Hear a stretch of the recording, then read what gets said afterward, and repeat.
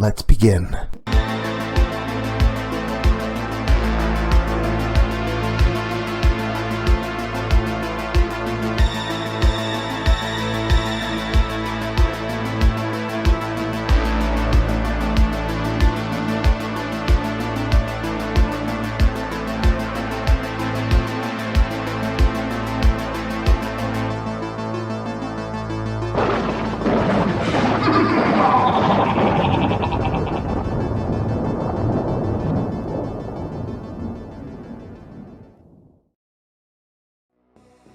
Scary Story Fanatics, welcome back to Cleaving Thought from Bone with your host, Sociopathic.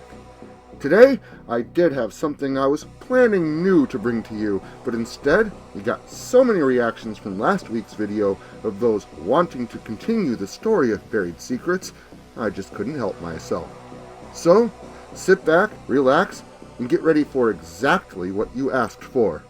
Buried Secrets, Chapter 6. I went camping with my friends.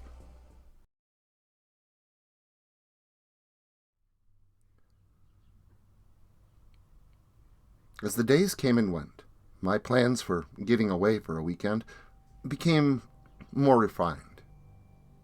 The tracking app installed on my phone couldn't simply be turned off without him eventually finding out. I was planning on using the spare keys I had stashed away to simply head out of state again. This time, to our little farmhouse in the middle of nowhere, upstate New York. But I had to be a little more cautious and play the long game. I'd really thought about this and planned accordingly. Finally, with every cognitive pathway and possible scenario resulting in the same outcome, I conceded. I was going to need help. I didn't have a lot of friends in school, but I did have a few. Knowing them, it wouldn't take much convincing. They would likely jump at the chance.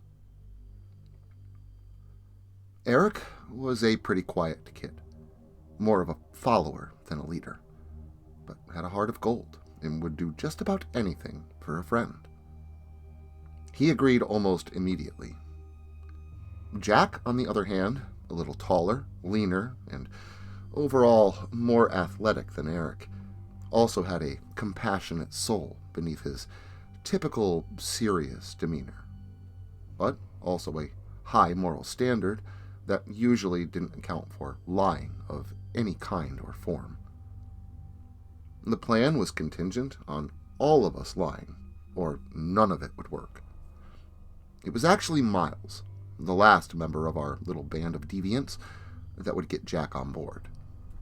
Miles was what one would call a typical teenage rebel, usually dressed in black. Everyone knew he had cigarettes on him to smoke in the bathroom, and he even had punched a teacher once, being nearly expelled for it. Basically, he was the kind of guy the rest of us wanted to be friends with, rather than the other way around. However, I never once heard of Miles being in so much as an argument with someone our age. He was a really nice guy. He just had a really bad reputation as a bad boy and pot smoker. Once I'd laid out the plan to Miles, all he had to do was simply remind Jack that he owed him a favor, and Jack finally agreed. The plan was a little convoluted, to say the least. See, I knew that Eric's parents were planning on going out of town that coming weekend, to a place called Bradbury, about an hour away, and planning to spend the weekend. This would be key, because this is where I would put my phone, leaving it on, but silent, so if it was tracked, I'd appear to be where I said I was. Now, this part was contingent on me, but the fact that Jack's parents trusted him so heartedly, it would help me out greatly. My parents liked Jack's dad, even though they barely met him, save for one time at a local town Christmas event, and exchanged maybe a sentence between them. But they liked Jack, and knew what a good kid he was, and therefore liked his parents by proxy. Jack was part of very few school activities, But one of those was the chess club, which met every Friday, and sometimes even had competitions out of town. Now, Miles's part to play would be to act as a point of contact for our parents, meaning he'd be pretending to be Jack's dad. Everyone liked him, but none of our parents knew him all that well, and with Miles's deeper, older-sounding voice and a cell phone of his own, I knew this plan would work. Hell, my parents knew Jack, and they knew Eric, but they'd only heard of Miles. Granted, they didn't like him all that much, but that really wasn't relevant here. The plan would be that I would ask my parents if I could drive Jack out of town for the weekend. Now, I knew they would say no, but I would follow this up by telling them they could call and check in anytime they wanted. The reason Jack would need a ride: he had work to complete for science after school on Friday, but his bus to the fake chess competition in Bradbury would be leaving during this time. His parents would not be able to drive him because they were going out of town, and thus asked if I could give him a ride, pay for a hotel, and meet us there on Saturday afternoon. Eric would take my phone to his house before we left and place it hidden in his parents' vehicle. That way, if my father tracked it, as stated earlier, it would appear to be in Bradbury as promised. After a few hours, Jack would text my parents from his phone, saying we spilled water on mine. We'd say it still worked, but I could no longer make or receive calls. However, they could call Jack's parents' number, provided by me, which would only ring the burner phone that I bought for Miles and set up in Jack's father's name. If they needed to call, or wanted to track me either way, I'd be covered. This would leave us to our true objective: a boys' camping weekend in upstate New York. Parent-free. Of course, my personal motive was much deeper than that, a scheme I shared with no one, not even my friends. To explore and investigate the property of my old house on only the gut feeling I carried with me since the day I went to see her. I could just sense it in my very being that there was something there to uncover. Like I said, the plan was pretty convoluted and overly complex, so imagine my surprise when everything worked perfectly. Eric gave his parents Miles's burner number as well, while Miles's parents really didn't care enough to check up on him, honestly. Jack said he was spending the weekend at Eric's house, but they would not be checking up on him. We all knew that they trusted him too much. With our combined money, the beer Miles had swiped from his dad's fridge, and the weed he carried with him anyway, the four of us were actually set to have a pretty good time. If it weren't for the past tragedies of my life that hung over my head like a rain cloud, driving me to do this in the first place, being my underlying reason for selecting the location, I may have actually enjoyed myself. And yeah, I had fun, like I expected I would, but my experiences were glazed in a seriousness that would have been disgraceful to those that I had lost, to simply discount.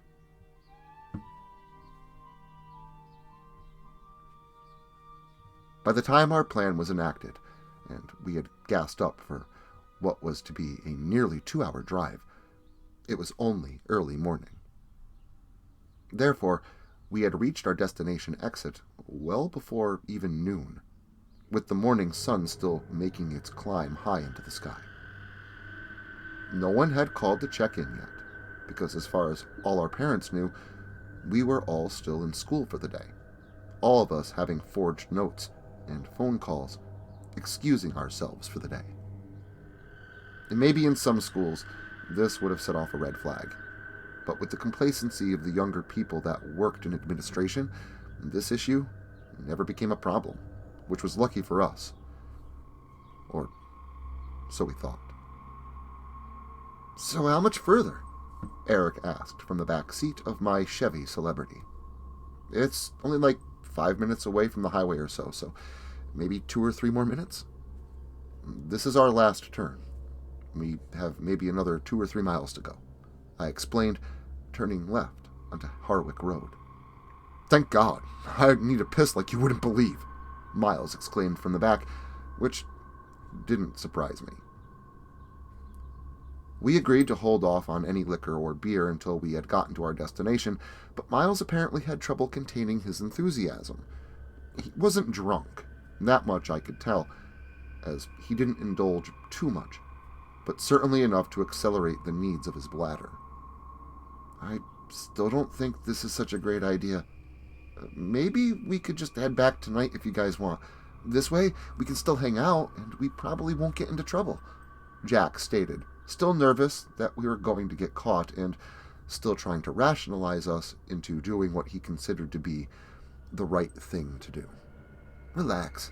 You worry too much, Jack. No one's going to get in trouble, and we'll be home early Sunday. You'll see," I replied. "Besides, we're here," I finished, pulling in on the right-hand side into a small gravel driveway, the lawn so tall and thick that the one-story home was nearly half obscured. Eyeing the site of my old home, everything looked so much different, unkept and run down, and yet brought with it a plethora of cognitive familiarity, bringing my thoughts and internal self right back to where I was when I lived here years prior. The old barn that was falling down adjacent to the driveway had now partially collapsed, the entire front of it crushing anything inside, leaving the barn at an angle from front to back. The old shed I didn't think would last another year of weathering was still standing, and surprisingly in better shape than one would assume, as the sturdier structure of the barn would insinuate. The house looked much the same as it always did. The porch and outside stairs had suffered a similar fate to that of the barn, having rotted and fallen away into a pile of refuse. But the windows, front door, and even the red paint was still holding up surprisingly well. My friends got busy climbing out of the car and unpacking all that we brought with us nearly as soon as I placed the vehicle in park. I personally was still in deep ponderance, knowing that I needed to search all these structures, as unsound as they might be, and getting into the house itself would take a small amount of careful foot placement and climbing up to where the door sat off the ground, without the aid of a staircase. I stepped from the driver's seat and closed the door, still not taking my eyes off the house, thinking of what answers may lay within. "So, bro, where are we setting up camp?" Miles asked, pulling my focus back to the current situation. I raised my arm, pointing to the forest on the back side of the barn, the only patch of trees for miles, everything still surrounded by endless fields of buckwheat. "Back there, the woods get pretty thick. We should be far enough away from the road to have a fire and not get noticed." Eric and Jack grabbed their backpacks full of supplies, while Miles made sure to grab the party supplies, willing to make a return trip to gather the rest of his things.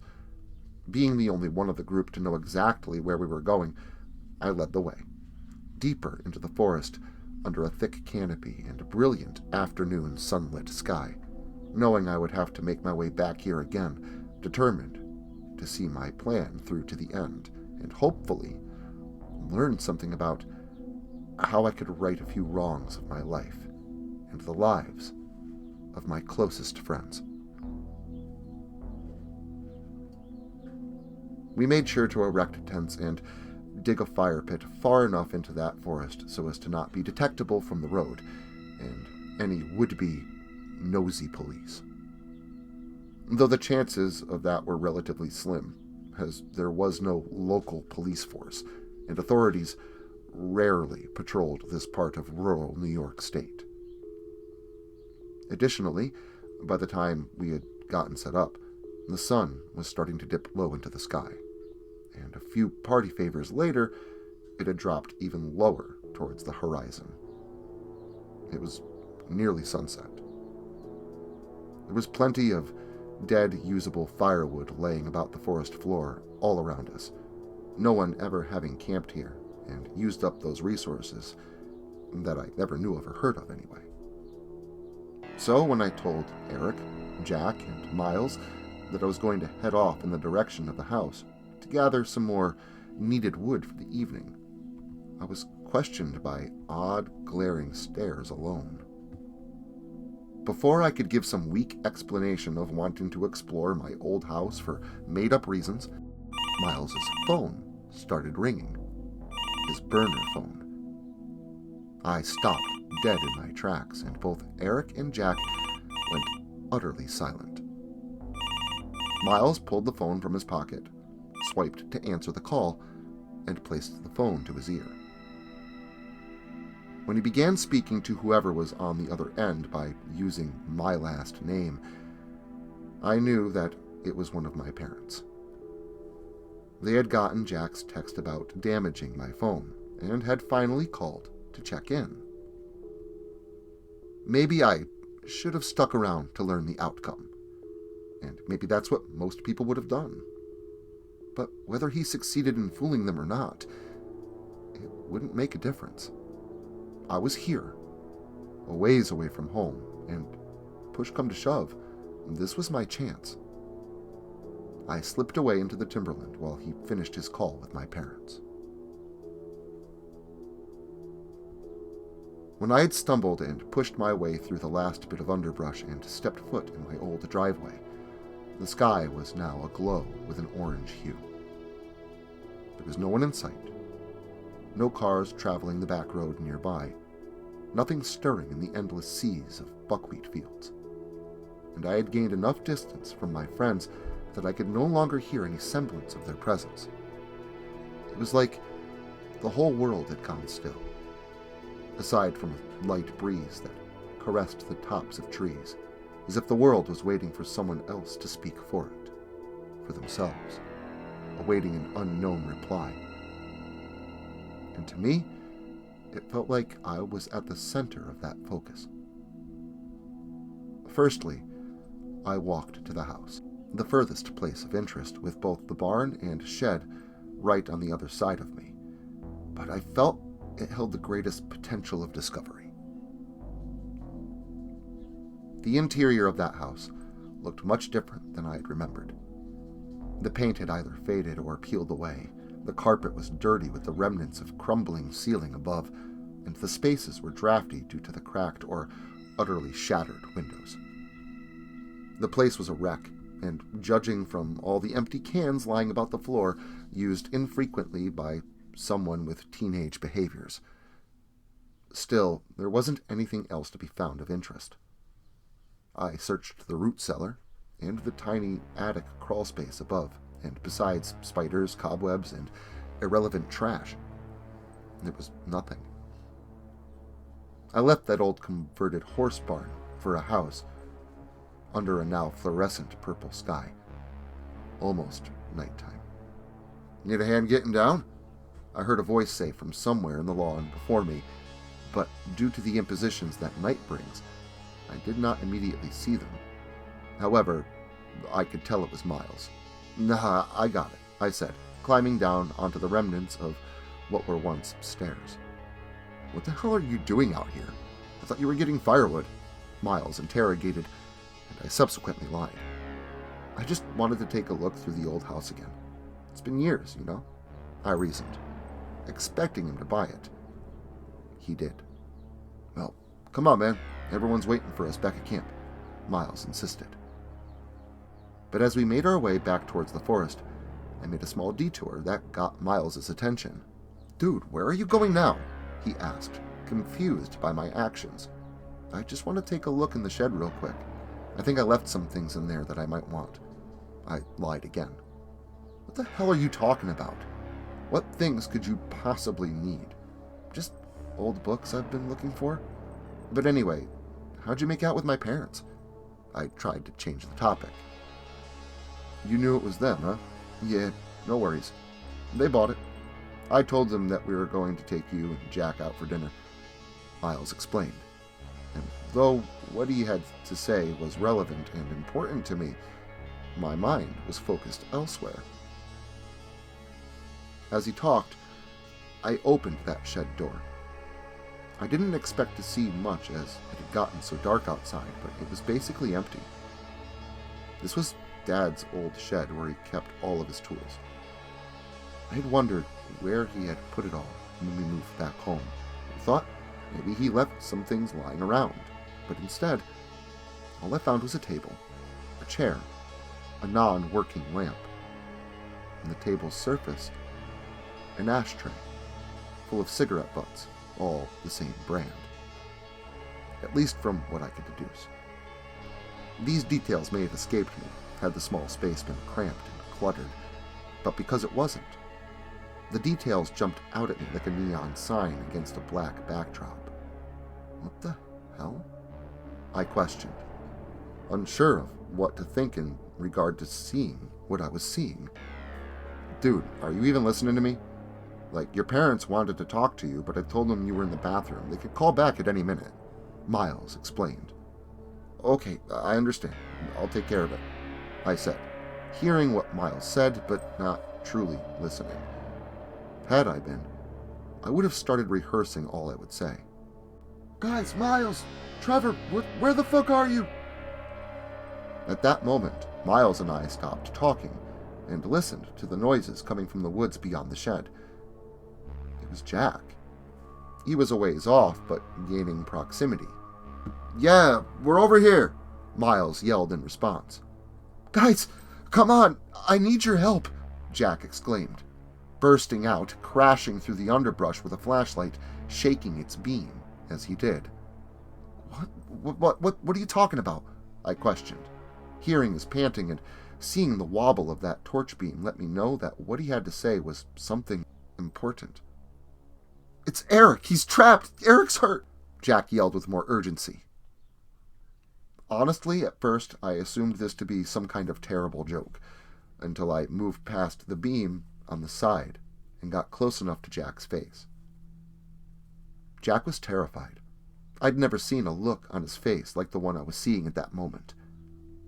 Miles and I pressed him again for information, asking him where Eric was and what exactly had happened, but as we ran back to camp, all he kept blurting out was that Eric was trapped, that his leg was trapped. I didn't quite understand until we arrived, and I saw exactly what he meant with my own 2 eyes. The metal jaws that had clamped themselves to Eric's right calf had done more than a good job in burying their teeth deep into his flesh and bone beneath the surface of the skin that they had torn away. But the damage was more than what I expected. Eric's calf muscle had been dragged downward, partially ripped from the connective tissues holding it in place, exposing the cracked fibula beneath.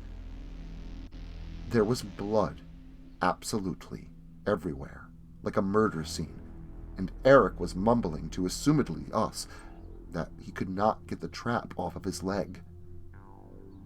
From his hands to his face, he was covered in his own blood. Eric was either in shock, dying of blood loss, or both.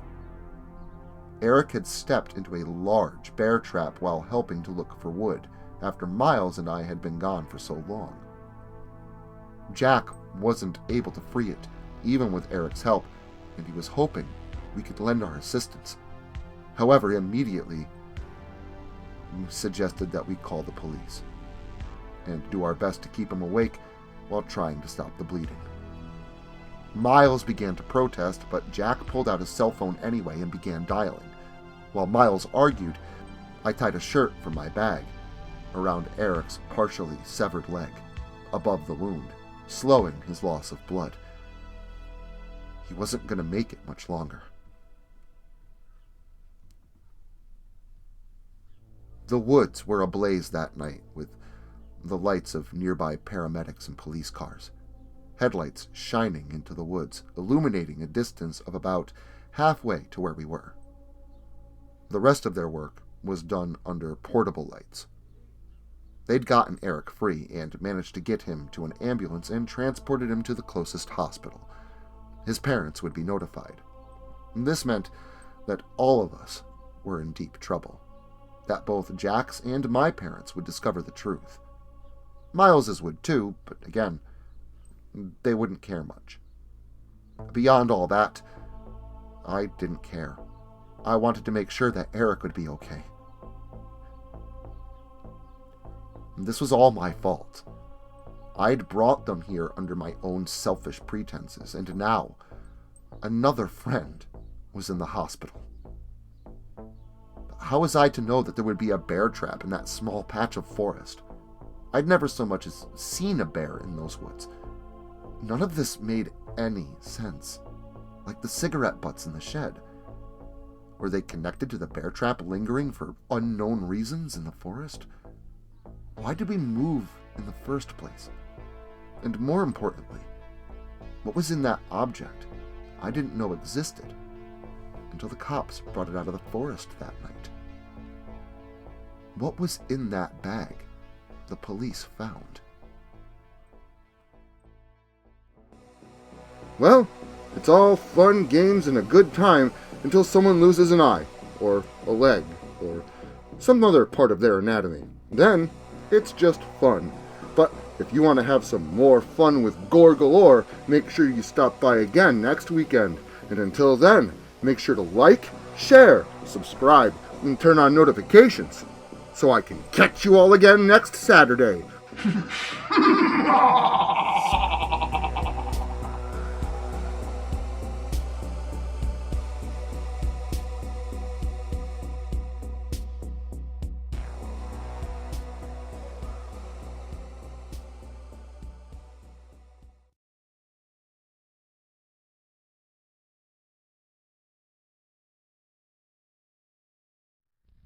Social media can be very unpredictable, especially regarding horror content. If this content gets removed, all new content will be simultaneously presented on various websites provided in the description to this video. Make sure to follow me in other digital spaces so that you never miss out on the terror. Also, if you like this video, make sure to leave a comment and hit the like button. It helps the channel a lot. If you're new to the channel and you enjoy what's here, consider hitting that subscribe button and the notification bell so that you never miss an upload. Writing is a dream of mine, and it's all of you that make that dream come true.